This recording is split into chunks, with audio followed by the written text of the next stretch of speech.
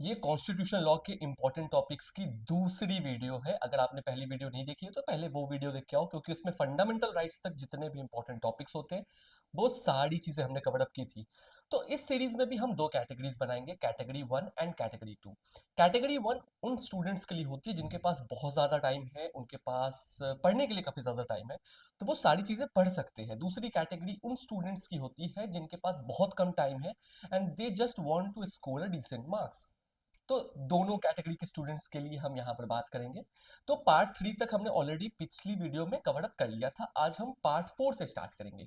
Part four directive principle of state policy के बारे में बात करता है। इसमें बहुत सारे आर्टिकल्स हैं, बट इसमें तीन मेजर आर्टिकल्स हैं जो आपको पढ़ने चाहिए। सबसे पहले तो बेसिक्स की, डीपीएसपी की बेसिक्स क्या है, वो होता क्या है, उसका पर्पस क्या होता है, ये सारी चीजें आप कवर अप कर लो।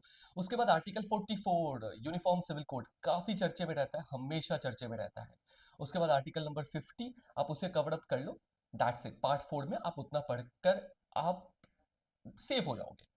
Next is part number 4A। Part number 4A में आप कुछ फंडामेंटल ड्यूटीज को याद कर लो, ताकि अगर आपके एग्जाम में पूछा जाता है तो आपके पास कुछ लिखने को हो। उसके बाद difference between fundamental rights and fundamental duties, दोनों के बीच रिलेशन क्या है, दोनों के बीच डिफरेंस क्या है। पार्ट 4A में सिर्फ इतना ही। पार्ट 5 में बहुत सारे चैप्टर्स हैं, तो हम चैप्टर वाइज ही कवर करते हैं। Chapter number 1 that is executive. Executive में वैसे तो आपको सब कुछ पढ़ना है, एक बार रीड कर लो सारी चीजें, बट आपका फोकस होना चाहिए इलेक्शन ऑफ प्रेसिडेंट जो आर्टिकल 54 में है, मैनर ऑफ इलेक्शन की प्रेसिडेंट का इलेक्शन कैसे होता है, इम्पीचमेंट, प्रेसिडेंट की इम्पीचमेंट कैसी होती है। Next is pardon, then council of ministers, उसके बाद अटॉर्नी जनरल। मैंने आर्टिकल्स के नेम भी मेंशन कर दी है ताकि जब आप ढूंढने जाओ तो वहां पे आपको दिक्कत ना हो। Next is part number 5। Part number 5 में चैप्टर नंबर 2 में पार्लियामेंट दिया हुआ है। अगेन आपको इसके रीड आउट करना है, बट कुछ ऐसी चीजें हैं जिस पे आपको ज्यादा फोकस करना है। सबसे पहले council of states, next is election of houses, उसके नीचे हाउस ऑफ पीपल के बारे में आपको पढ़ना है। काउंसिल ऑफ स्टेट्स आपने ऑलरेडी कवर अप कर लिया।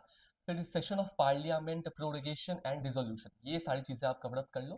उसके बाद vacation of seats, disqualification for membership, special procedure in respect of money bills, उसके बाद मनी बिल की डेफिनेशन। तो ये सारी चीजें आप अच्छे से कवर अप कर लो। नेक्स्ट इज पार्ट 5 का ही चैप्टर नंबर 3 जो लेजिस्लेचर के बारे में, it is all about legislature. तो उसमें आर्टिकल 123 बस एक आर्टिकल है जो आपको पढ़ना है। Next is part 5 chapter number 4 which is about judiciary. अब इसमें आप नेशनल जुडिशियल अपॉइंटमेंट्स कमीशन और उसके फंक्शंस पढ़ो। किस केस में इसे अनकॉन्स्टिट्यूशनल कहा गया था, क्या ये अभी इंडिया में वर्क कर रहा है, ये सारी बेसिक सी चीजें आपको पता होनी चाहिए। उसके बाद सुप्रीम कोर्ट को कोर्ट ऑफ रिकॉर्ड कहा जाता है, क्यों कहा जाता है, वो सेक्शन आर्टिकल नंबर 129 में चीजें कवर्ड है। उसके बाद जुरिस्डिक्शन ऑफ सुप्रीम कोर्ट की जुरिस्डिक्शंस, बहुत सारी जुरिस्डिक्शंस हैं, आप उन्हें कवर अप कर लो।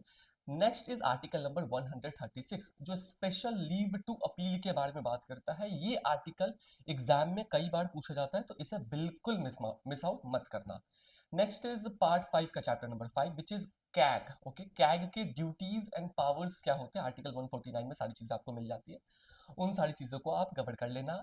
एंड उसके बाद पार्ट 5 हमने कवर अप कर लिया। नेक्स्ट इज पार्ट 6 जिसमें चैप्टर 1 चैप्टर 2 जैसे पार्ट 5 में था उसी तरीके से, तो जो चीजें आपने यूनियन के केसेस में पढ़े हैं उसे आपको स्टेट के केसेस में भी पढ़ना है, उतनी सारी चीजें पढ़नी है। जैसे आपने प्रेसिडेंट के लिए पढ़ा, प्रेसिडेंट के इलेक्शन के बारे में पढ़ा, तो आपको गवर्नर के इलेक्शन के बारे में भी पढ़ना है, तो ये दोनों चीजें आपको साथ साथ पढ़नी है।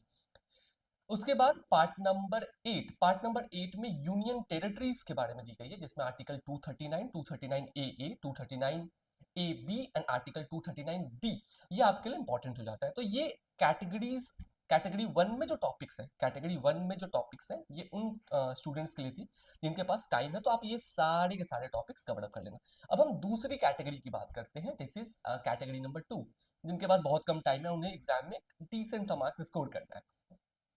उस केस में आप difference between fundamental rights and fundamental duties इसे कवर अप करो, यूसीसी को पढ़ो, इम्पीचमेंट ऑफ प्रेसिडेंट पढ़ो, पार्डन पढ़ो, आप election of house of people and council of state उसे पढ़ो, मनी बिल के बारे में पढ़ो, ordinance by president and governor ये सारी चीजें पढ़ो, and special leave to appeal.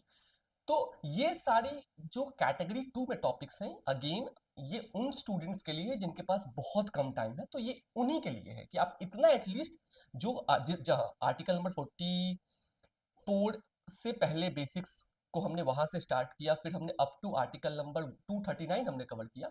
तो उसमें जितनी भी इंपॉर्टेंट चीजें थी वो सारी चीजें इस वीडियो में आ गई है। तो इस वीडियो का ये दूसरा पार्ट है। इसके बाद तीसरे पार्ट में हम इससे आगे के सारे इंपॉर्टेंट टॉपिक्स कवर करेंगे।